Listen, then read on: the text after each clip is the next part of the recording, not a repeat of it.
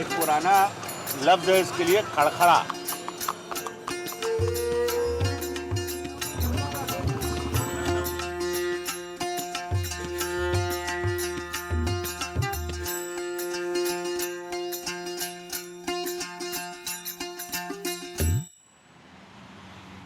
उत्तर प्रदेश की सियासत का जब भी जिक्र होता है तो इस बात का सबसे बड़ा पहलू है, सबसे बड़ा आकलन है, सबसे बड़ा कैलकुलेशन होता है सियासी दलों का कि उत्तर प्रदेश का मुसलमान जो है वो क्या सोचता है, वो इस वक्त नए जमाने के बदलते हिंदुस्तान में क्या सोच रखता है, वो किसकी तरफ झुकेगा। जिस तरह से विधानसभा चुनाव में वो झुका समाजवादी पार्टी की तरफ, क्या ऐसा ही होगा। ये जो जगह है जहाँ मैं मौजूद हूँ, ये रूमी दरवाज़ा है। अगर आप पुराने ज़माने के लखनऊ के हिसाब से सोचे तो लखनऊ के एक अहम एंट्री पॉइंट में से ये था। ये सारा पुराना लखनऊ का इलाका है और बड़ी तहजीब और विरासत का इलाका ये माना जाता है। जो ज़बान बोली जाती है लखनऊ की ज़बान, महीन ज़बान, बारीकी की ज़बान, वो सब है। लेकिन मुसलमान इस बार क्या ज़बान दिल में बोल रहा है, उसके दिल में क्या है। बहुत सारी सियासत बदल रही है, वो किस तरफ सोचता है, क्या उसको नए नेताओं की इमर्जेंस समझ में आती है, क्या उसको ऐसा लगता है कि मायावती की तरफ ज़्यादा वो महफूज सुरक्षित महसूस करेगा, क्या मुलायम सिंह यादव उसके लिए आज भी सबसे बड़ा चेहरा है, उनके पुत्र के मुख्यमंत्री बनने के रिजीम से क्या वो डिसअपॉइंटेड है, निराश है। इन सब के बीच मुजफ्फरनगर की हुई घटनाओं का एक साया है। इन सब को हम समझने की कोशिश करेंगे कि क्या सोच यहाँ से निकल रही है और यहाँ से निकल कर क्या सोच पूरे प्रदेश में जा रही है।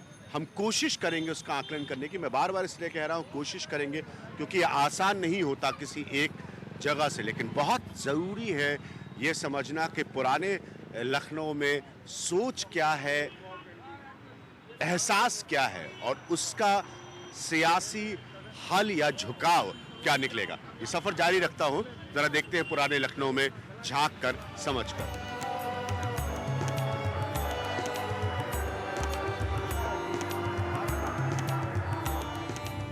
ये हमारे कैसर साहब हैं, हमारे कैसर भाई बड़े पुराने बाशिंदे हैं हमारे पुराने लखनऊ के। इनके साथ जरा इनकी बुलेट पर सफर किया जाए। सर चले भाई। हाँ, लखनऊ की सड़कों का लुत्फ और जरा मिजाज इनके जरिए समझने की कोशिश करते।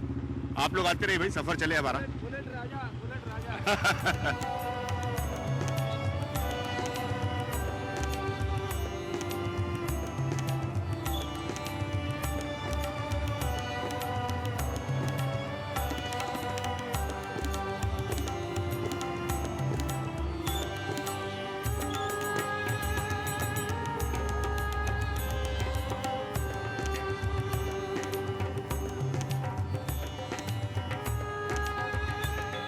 बहुत सारे नौजवान मुसलमानों से जानना जरूरी है कि ये सब जो बदली हुई सियासत में वो क्या सोच रहे हैं। आप कैसर रजा साहब हैं, बहुत नौजवान हैं, सियासत से भी जुड़े हुए हैं अपने तरीके से, क्या सोच रहा है मुसलमान इस बार कैसर?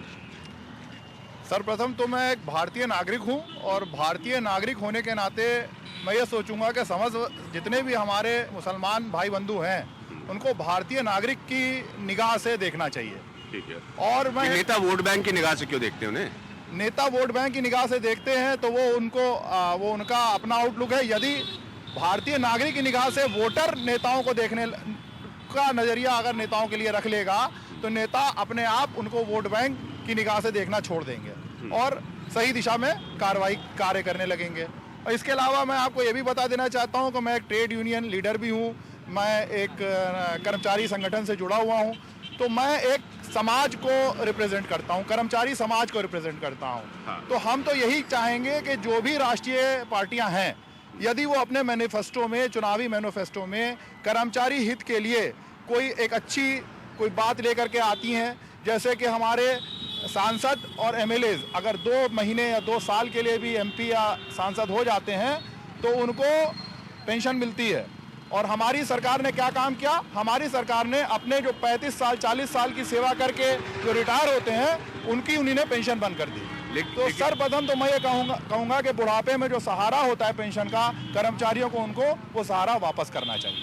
तीसरी बात बहुत संक्षेप में, क्या क्या इस बार देश का मुसलमान जो है या उत्तर प्रदेश का मुसलमान खासतौर पर समझ नहीं पा रहा है कि किस दिशा में वो जाएगा, बीएसपी के साथ, कांग्रेस के साथ, बीजेपी के साथ, किसके भी साथ? ऐसा नहीं है कि मुसलमान नहीं समझ पा रहा है। वो बात अलग है कि वो आपको बता ना रहा हो। और मैं तो फिर यही कहूँगा कि मुसलमान, हम तो यही कह रहे हैं ना कि हम लोग जब इलेक्शन आता है तो हम लोग हर चीज़ को, हम लोग कास्ट और क्रीड पे आ जाते हैं और रिलीजन पे आ जाते हैं। भी हम लोग को ये कतई भूल जाना चाहिए। हम लोग के सामने अभी देश के आगे जो समस्याएं हैं, समस्याओं को देखते हुए वोट करना चाहिए। हिंदू मुस्लिम कास्ट क्रीड रिलीजन के ऊपर वोट नहीं करना चाहिए। भ्रष्टाचार को देखना चाहिए। हमारा जो कर्मचारी समाज है उसके लिए सरकार को बेहतर सुविधाएं, बेहतर स्कीम्स लानी चाहिए और इसी से देश तरक्की करेगा। हिंदू मुसलमान करते रहेंगे तो देश तरक्की नहीं करेगा। बहुत बढ़िया इनका कहना है कि उसी देश तरक्की करेंगे। हिंदू मुसलमान वाला जो पॉइंट है इसको बंद करने की जरूरत है।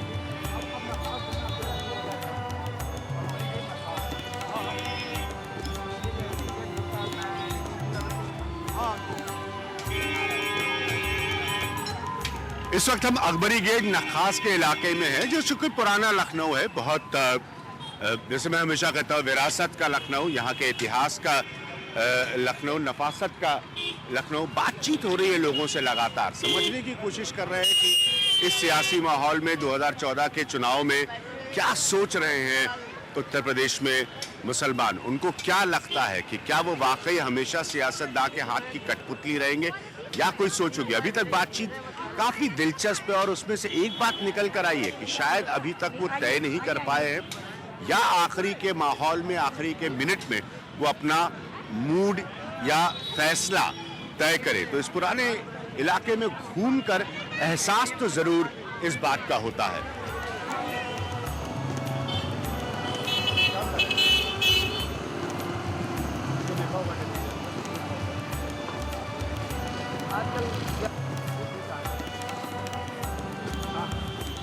अभी भी मुस्लिम समाज को एक वोट बैंक की तरह सियासतदान जो है इस्तेमाल करते हैं। आप मानते हैं इस बात को? वो तो सभी जानते हैं, आप भी जानते हैं, सारी दुनिया जानती है इस बात कि वोट बैंक की तरह इस्तेमाल करते हैं। इस बार क्या सोच रहे हैं, उनके मन में क्या सोच है, कुछ आप अगर शेयर कर सकते हैं अगर आपको लगता हो। देखिए, किसी के मन में क्या है कोई नहीं बता सकता है। हाँ। लेकिन ये तो जब सामने आते तब पता चलता है कि किसके दिल में क्या है। लेकिन सियासत के हिसाब से, मतलब वोट डालने की, जैसे मैं सियासत कहता हूँ, पॉलिटिकल पार्टीज की बात नहीं कर रहा हूँ, कोई डर, कोई फियर होता है? डर क्या है आजकल? डर तो किसी के दिल में नहीं है और डर सबके दिल में रहता है। उसमें ये रहता है कि आदमी जो है अपने हिसाब से जिसका दिल चलता है जिधर उधर वोट डालता है आदमी। और समाजवादी पार्टी के जिससे 2012 में जब यहाँ पर चुनाव हुए थे तो उनको बहुत वोट पड़ा था। इस बार भी उनके लिए वही सिचुएशन रहेगी? ये तो कोई नहीं बता सकता है, सिर्फ अल्लाह बता सकते हैं। क्योंकि सारा निज़ाम आदमी बनाता है लेकिन आदमी देखता है एकदम से आदमी फेल हो गया, दूसरा पास हो गया। ये कोई नहीं बता सकता है, सारा कोई नहीं कर सकता है। चैलेंज कोई नहीं करता। बड़ी बढ़िया बात उनकी कि सारा निज़ाम आदमी बनाता है, कौन पास हो गया कौन फेल हो गया ये नहीं पता लगता। बहुत बहुत शुक्रिया बात करने के लिए।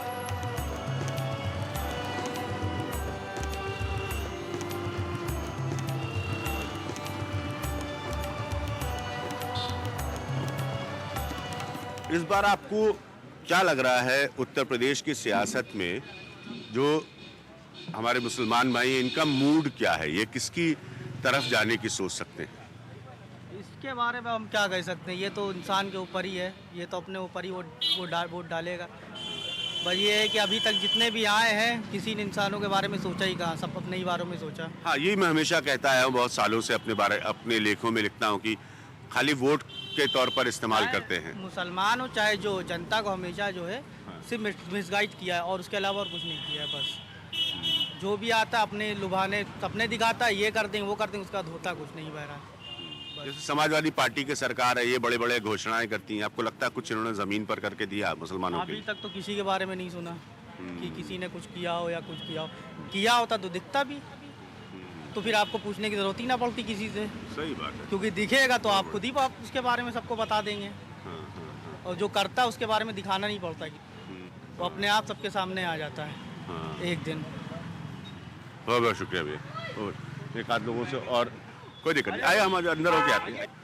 यहाँ आके पूछ लेता हूँ, बताइए क्या लगता है आपको इस बार उत्तर प्रदेश की सियासत में? कि कुछ ये लोग कर रहे हैं, बड़े बड़े वादे कर रहे हैं, इस पूरी नेतागिरी का पीक है इस वक्त, घोषणाओं का। भारत का भाग ही वादा बन गया है। हाँ, वादे ना पूरे होना। वादे ना पूरे होंगे। जो भाई हम लोग 20 साल कम से कम हमको जब से होश संभाला ये सब सुनते चले आ रहे हैं। विकास के नाम पे पुराने शहर में क्या विकास हो रहा है? भाई आप यहाँ देखिए, अगर यातायात पे उसमें देख लिए कितने सिपाही आपको यहाँ चौराहे पे नजर आते हैं। हर 10 मिनट के बाद यहाँ पे जाम लगता है, ठीक है। और आप नए एरिया में चले आइए, गोमती नगर में, जहाँ एक आदमी की ज़रूरत है वहाँ 4 आदमी लगे में मूर्ति रखा रहे हैं। समझ रहे हैं आप? मतलब सिस्टम बनाया जाता है जनता के लिए या नेताओं के लिए? या नेताओं के लिए भी नहीं, पत्थरों के लिए बनाया गया है। अब देखिए पत्थरों की रखवालियाँ हो रही हैं, यहाँ सोना चांदी लूटा जा रहा है लोगों का, डलिया से रोटियां आदमी की चोरी हो रही हैं। एक और बात भाईजान मुझे बताइए कि इस जिसे हमेशा मैं कहता हूँ, इस बात को बहुत अरसे से कह रहा हूँ कि क्या हिंदुस्तान के सियासतदान जो है मुसलमान को सिर्फ एक वोट के तौर पर सोचते हैं। इसके अलावा इस बार क्या सोचता है मुसलमान अपने अधिकार के लिए, अपने हक के लिए? सोच क्या? अपने हक के लिए मुसलमान क्या सोचे जब उसकी अकली में नहीं आता कि अपनी कुव्वत बनाना। भाई कोई अपनी जेब का पैसा आपकी जेब में क्यों डालने लगा? कौन सी हमदर्दी है आपके साथ? जो अपनों के साथ ना हमदर्दियाँ कर पाए वो आपके साथ करेगा। जो जैसे यहाँ की सरकार है, समाजवादी पार्टी की सरकार, इनके नेता जो है वो कहते हैं भाई हम बहुत मुसलमानों का ख्याल रखते हैं। ये भारतीय जनता पार्टी जो है मोदी को अपना चेहरा बना रही, ये सब बातें कन्विंस करती हैं क्या किसी को? भाई देखिए इसमें मामला ये कि हर आदमी कहता है कि कुएं के अंदर पड़ा हुआ है आदमी चिल्ला रहा है, वो कह रहे हम रस्सी डाल रहे हैं। समझे? तो ये रस्सी डालना 20 साल से चल रहा है। और वो रस्सी इतनी छोटी डालते हैं कि वो ना मुर्दा निकल पाता है ना थाला पानी निकल पाता है। बहुत बहुत शुक्रिया भाई, बहुत बहुत शुक्रिया, थैंक यू।